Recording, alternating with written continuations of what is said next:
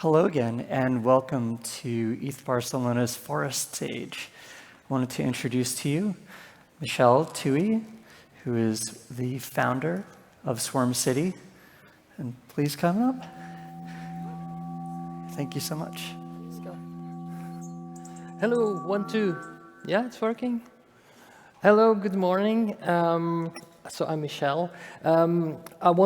Yes, that's me. I want to talk about unstoppable marketplaces, but then I got really insecure about it because I actually want to make the most of this talk, and so I changed. I want to change the title in "Is Your DAO Fascist?" But then my friends told me this is way too radical, so I made it "Markets Create Healthy Communities." So I made this presentation with two of my friends in Swarm City, Kiki and Matt, and I want to thank you both for helping me out. Because actually, this is not a presentation on a project, this is not a presentation on a tool or anything, it's basically just the things I've been thinking about a lot in these past couple of weeks, and I wanted to use this time to share this with you. So if you are someone like me who is distracted and bored after 5 minutes, this is my presentation in three steps, basically. So if it's too long and you didn't listen, if you remember this, it's perfect. So I will be talking about how people need things to survive. We all do. And then the second part of my presentation will be about how I think voting without skin in the game is worthless. And then I'll make the argument that markets are a way better way to create healthy communities. My presentation is 10 minutes, so I mean, it's not that it has 3 parts that I will be speaking for an hour. So my illustration is not loading. This sucks. Anyway, so there was an illustration here about Maslow's pyramid. You all know this probably.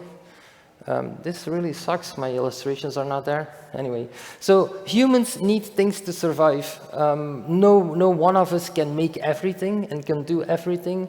And so there's 2 ways for us to get this stuff. It's basically through peaceful trade, or it is through force, which is theft.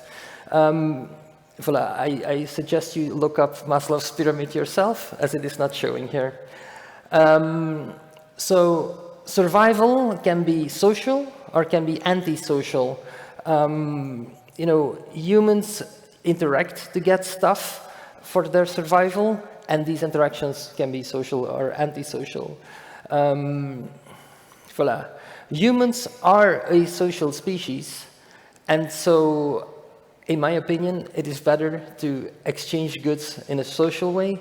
None of us are Renaissance people, so we need each other to get the best for ourselves and for humanity. Trade is preferable to theft. So trade is the voluntary exchange of value, and it's social, and it's good for all of us.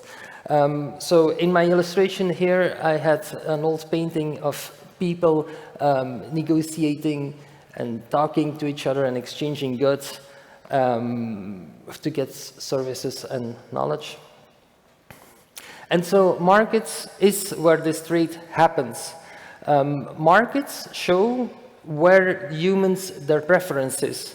By buying and selling stuff, they actually signal to the higher cause what they need. Just saying something doesn't mean anything because there is no skin in the game. So, in my opinion, this is worthless.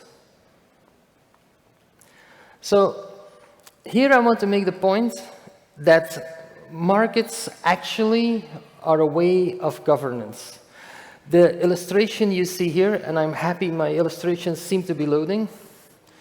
Oh God, let me just go back. I just want to show you these illustrations. So this was Maslow's pyramid, as you know. So here is can you even see it? So this is a really important illustration for me personally, because I'm from Flanders in Belgium, and like a few hundred years ago, the Spanish not the Catalans, but the Spanish. They kicked in doors and they raped people in my home country. They looted us, and they basically were really nasty. And in my city of Antwerp, for instance, there's still like many references to that. So they were very antisocial. They just came and basically with force took whatever they wanted. So humans are social species. Here you see what I think are Neolithical people trying to create things, and they start, using their talents to build tools. So here was my slide about trade is preferable to theft. Here you can see like a painting of people, very peacefully writing books, exchanging ideas. This is the place I want to be. And so markets are where trade happens, right? I wanted to illustrate this with this illustration that is like really old. As you can see, I opted for old illustrations because then you can see that we have been doing this for a very long time. So the fun thing is on this slide, on the bottom part of this illustration, you can see that people are making pots and ceramics and pans and trading it. But on this second level, there's actually healthcare involved. I don't know if you can see it, but there's like a sort of a dentist, and on the other side there's a chiropractor, I think. And they're like, so from this marketplace, people come there, and there's also doctors and teachers, etc. So now we're back to where I was. Markets are governance. People actually choose what they value through buying stuff. And this is a really good example, I think, somewhere in the 60s or late 50s, I don't know. The Beatles, I hope you know this band. It was like a pop band. Okay, no, there's a lot of young people here. So they had like the top 5 of the Billboard was all Beatles. Can you imagine this, like in today's world? Imagine that like the Spotify top 5 is like just one artist. And so you can clearly see that people express their cultural preference even through buying stuff. Or it's like by radio plays, but bear with me, just. So the point I want to make is, and this is maybe the most important part of my presentation, is like put your money where your mouth is. So what does it mean to vote in a DAO, for instance, if you have no skin in the game? Does it mean anything even? What does your vote mean if it's based on how much tokens you have in a project, right? And or if it's based on how much money you have? And this is a really important thing, I think. If your vote, if you as a voter are not affected by the outcome of the governance, is it even legit?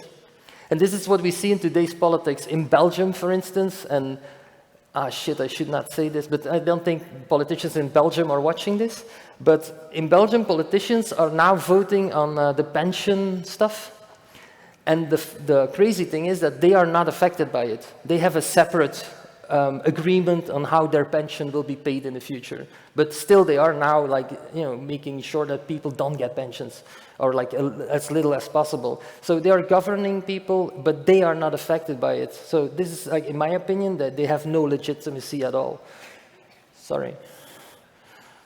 So another thing is like, if we just ask people to vote, we have seen this in the last couple of years. It's like easier than ever, and this is, I want to stress this because it's like really easy to manufacture consent and to create an opinion for you. You probably all think like, this doesn't affect me, I'm like a very skeptical thinker, I'm smart and blah blah, but it does. The whole point is that you don't notice it. You all have opinions that are based on nothing and that were put in your mind through Twitter and all these social media shit stuff. And it only takes a very small minority to sway the agenda. And this is Twitter, for instance. Like in America, Twitter is just, it's not tiny, but compared to Facebook, it's a small social network. Still, Twitter decides what people talk about. I know this from personal experience. If you haven't noticed, I am transgender.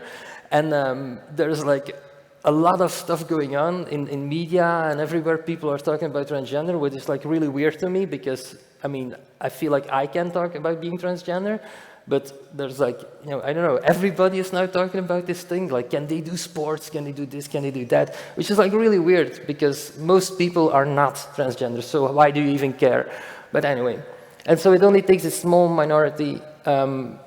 It's way harder, and I also speak from experience, it's way harder to entice people to spend their money. I used to be in marketing and in advertising, and it's really hard actually to make sure people spend their money in a certain way. It's way easier to change people's opinions, and this is why I chose the illustration of Bernays' booklet of propaganda. It was written in the 30s, I think. Please correct me on that.